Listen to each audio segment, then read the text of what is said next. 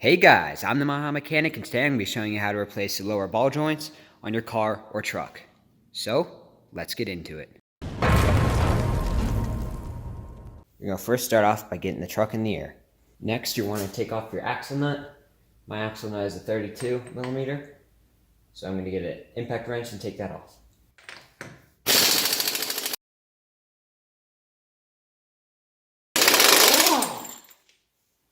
And now you're going to want to take the wheel off. Now that you got the wheel off, you can start spraying all the bolts with penetrating fluid. The ones you want to spray are the upper bolt right here that connects to the upper ball joint, the lower ball joint, the mounting brackets for the caliper that goes onto the knuckle. I can try to get you a shot in there. So if you come behind the wheel right here, you can see there's our lower ball joint that I've sprayed. It's soaking in penetrating fluid right now. Right here is our mounting bolt for our caliper. And the upper one, you can barely see, it's right there. So basically, you're gonna wanna remove these bolts right here first for the caliper. And then you're gonna move the caliper out of the way.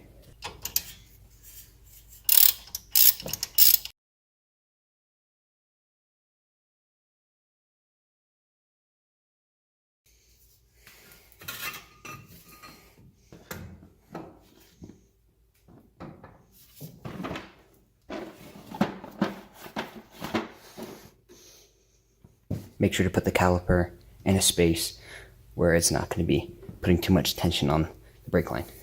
Now remove the rotor.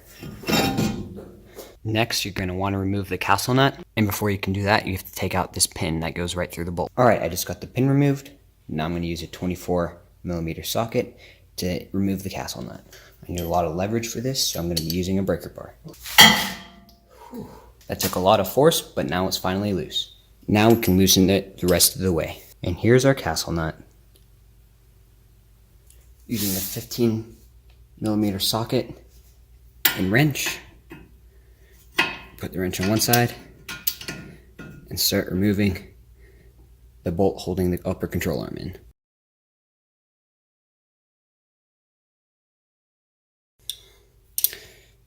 Should be finger tight now.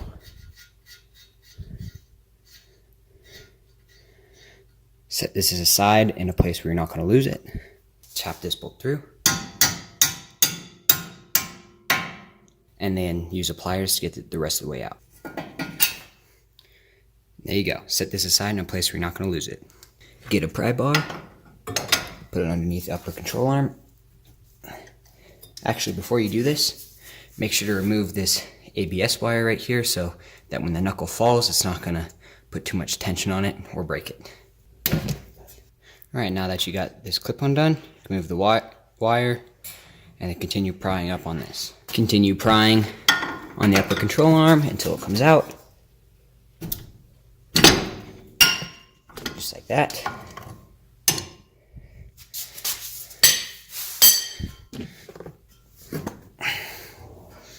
Now we're going to remove the knuckle from the lower control arm. So I got the knuckle set aside and the CV axle zip tied up here to the upper control arm, and that should give us enough room to start pressing out the lower ball joint. Now you're going to want to remove this retaining clip. Stick your pliers in the two little holes. There we go. Got this retaining clip out. So you can go ahead and throw this away because there's already a new one that comes with our new ball joint. Get some brake parts cleaner to clean up the area around the ball joint so that when we start pressing it, there's no grit and stuff that's gonna gunk up or dig grooves in the lower control arm. Wipe that up with a rag. Get all the gunk around there. There you go. Should be ready to start pressing out this ball joint. So at O'Reilly's, I picked up a ball joint press set for free, just renting it. And they don't come with many attachments, but I'm going to be using the biggest sleeve that they have to go over the entire ball joint. hopefully. And then I'm going to be using this little adapter thing to press it. I put this little thing on the bottom. It locks in a little bit. There we go. Now get it tight with your hand, and then get a socket on there. Start tightening it down.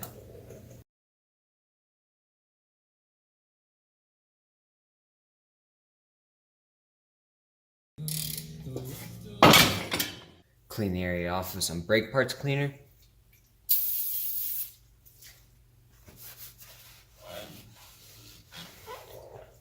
And there you go. Now we're ready to start pressing in the ball joint. So I pressed it back up in until I couldn't turn it anymore. So let's remove the clamp and see where it's seated. So this is good. It's seated nicely, and the snap ring should fit in here fairly nicely. Now it's time to put our snap ring back on. So we're going to install it this way, just like the way it came off. Let's get our needle nose pliers. And be careful, because these do have a tendency to fling across the room. I have done that.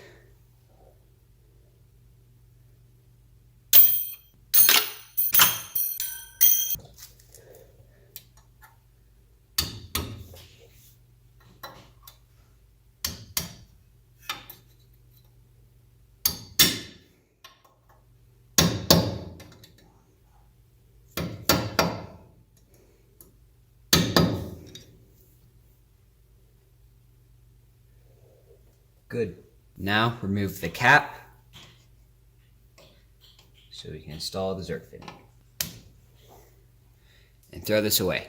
It says, well, you can't read it anymore, but it did say discard on there. So that's how I knew that I needed to take it out. Now you're going to want to install your Zerk fittings.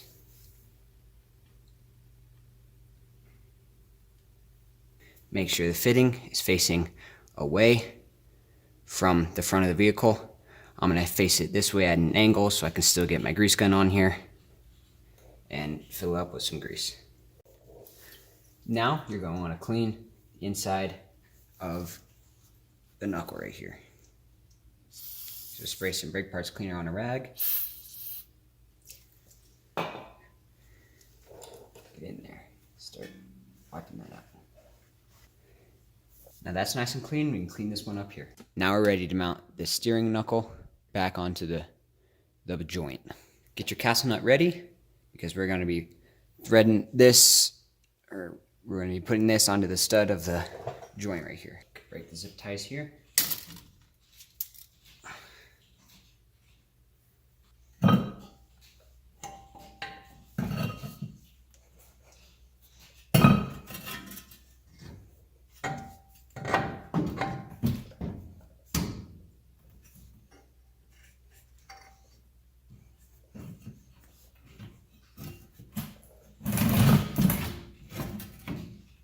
Pop your CB axle back in.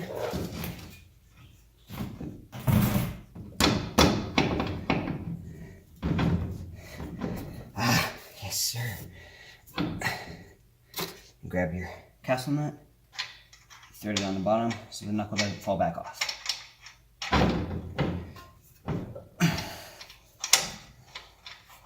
Now that you got your castle nut on, thread it a little bit, you're going to want to torque it down to 82 foot-pounds first, and then see where the hole is at. You cannot back this bolt off, so just make sure that you get it between 82 and 112 foot-pounds, and the holes match up.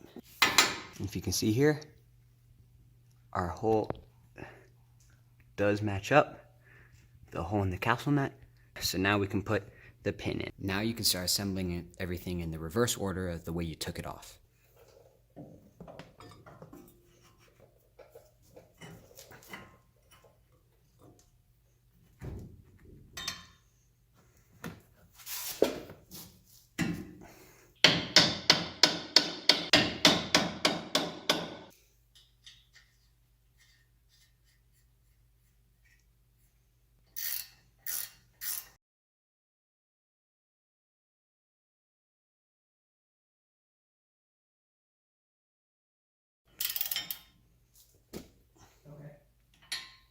Now that you got your bolt back in, torque it down to 43 foot-pounds.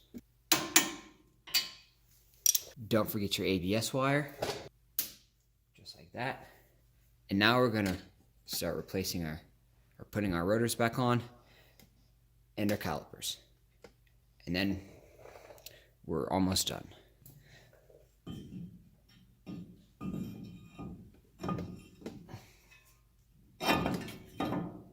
Now our calipers. And remember, these go in the caliper brackets that are on the steering knuckle. Now you're going to want to torque down both caliper mounting bolts to 85 foot-pounds. Now we're going to have to grease our joint. Okay.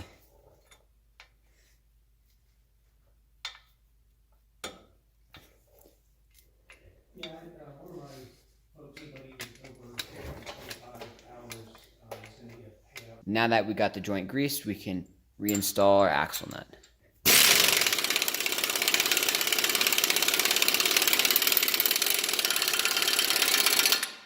Now that you got everything back on and torqued down to spec, besides your axle nut, you're going to want to put on your wheels, lower it onto the ground, and then we can torque down our axle nut and our lug nuts.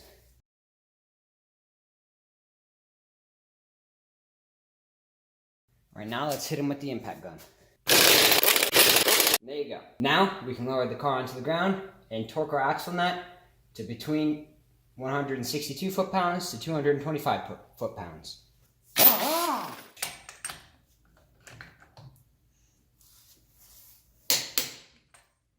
There you go. Now we can go do the other side. And don't forget to torque down your lug nuts to 100 foot-pounds. Reinstall your hubcap.